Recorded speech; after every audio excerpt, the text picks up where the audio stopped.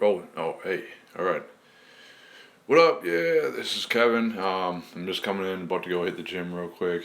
Not real quick. I don't know. I'll probably be there for the next like 10 hours, right? But I got nothing to do tonight. Not going to the club. I ain't going out to the bar. It's Saturday night. I'm by myself. I'm just gonna go to the gym. I'm just gonna train.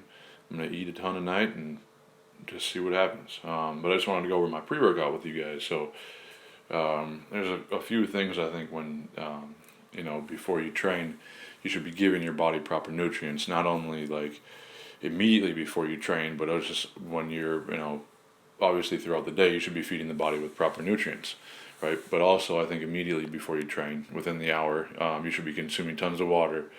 Now depending on your style of training and what you like to do, I mean, they say you have work like hypertrophy or strength training, and one's more for blood flow and one's more for strength. Well, I think it's blood flow in regards to whatever you're doing is important. Healthy blood flow. Like you, I don't know if there's an excess amount of blood flow. But you want to have healthy blood flow whether you're sleeping, you're training, you're driving, wherever you're going. You want to have optimal blood flow, because that will, make for a better thought process, better decision making. You just feel better in the long run, right? So pre-workout, right? So water, that's the most important factor, and if you find that you're the kind of person that drinks water before you like work out and it bothers your stomach, well, drink it a little bit, earlier, like 1 hour to 30 minutes before you go to the gym. Start drinking your pre-workout. And if your body is not absorbing it and you find it sitting in your stomach, add some electrolytes. Okay, electrolytes, right? Himalayan pink salt. I add 1 teaspoon, but sometimes I play with it and I add. Sometimes I play with it and I add, more or less. Some days I train with it. Some days I train without it. But most days I train with it. I like it, and I could definitely tell a difference when I'm taking salt and I'm not, in my pre-workout. Also, the body is not just the most important thing in your muscles, right? It's also, you have a muscle in your head. It's called your brain, right? So to fuel that muscle in your skull, MCT oil. There's other fuels, but this is the one that I'm taking currently. I've tried a lot of brain fuel before, and this is the one that I've been doing for years. Um, I've come across it through Ben Pekulski back in the day, when MI40 Nation was big. They talked about it a lot, so I learned about it from him. And that was about 5 years ago, and I've used it consistently in my training, in my lifestyle. Just every day I take it, I drink it in water. It's very good for your body. It's a fat that the body burns. It's a clean fuel source. There's no insulin spikes when it uses it for fuel, so that's good.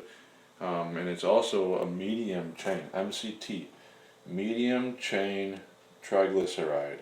A triglyceride is a form of fat. The chain is the molecules to it, and the medium is the size of it, right? So you have medium chain, so it's a medium chain. The medium chain allows the triglycerides to pass through the blood-brain barrier, and that's in between your torso and your head. So it is a fuel that the brain can use, and it's not necessarily stored. If you're over your fat content for the day, I don't know. I've heard people say that it is a fat that you have to count against your macros and like all that stuff, but I don't even count macros on top of that. But I use it every day, and I eat tons of fat all day, every day. My body likes fat, so that's just maybe me. But I think that it's a fuel. It shouldn't be looked at as something that you consume, for longevity calories, like you're trying to grow. It's just something that it's immediately used by the body, so therefore I don't count it. But that's just me.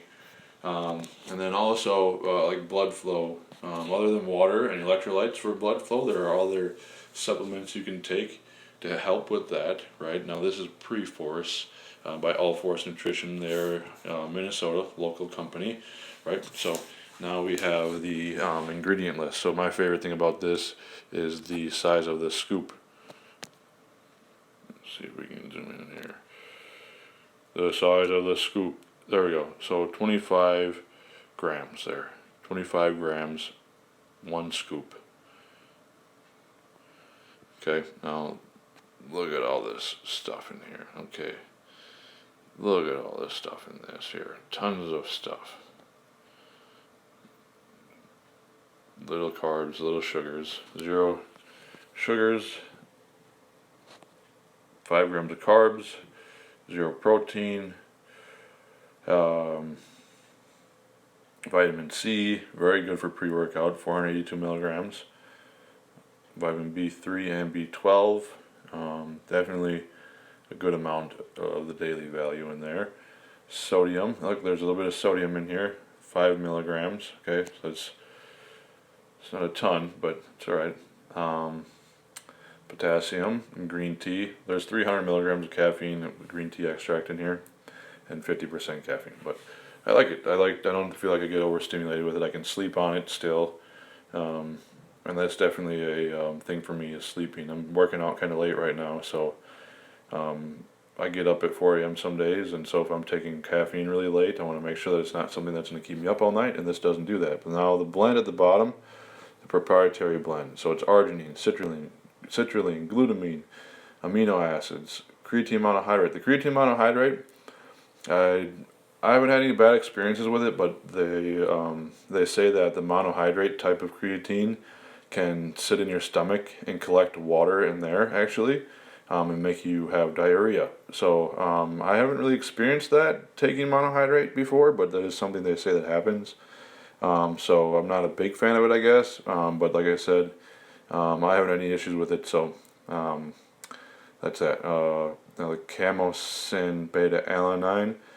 That is a copyrighted term, and it's probably a certain type of beta alanine or whichever they're putting in there. But the leucine, tyrosine, isoleucine, valine, macrophosa, I'm not really sure what that is either. It's like a trademarked thing too, so there might be a couple things that they put together to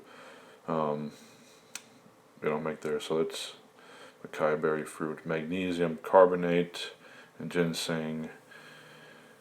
Other ingredients. Now, let's see. There is no other ingredient list on here.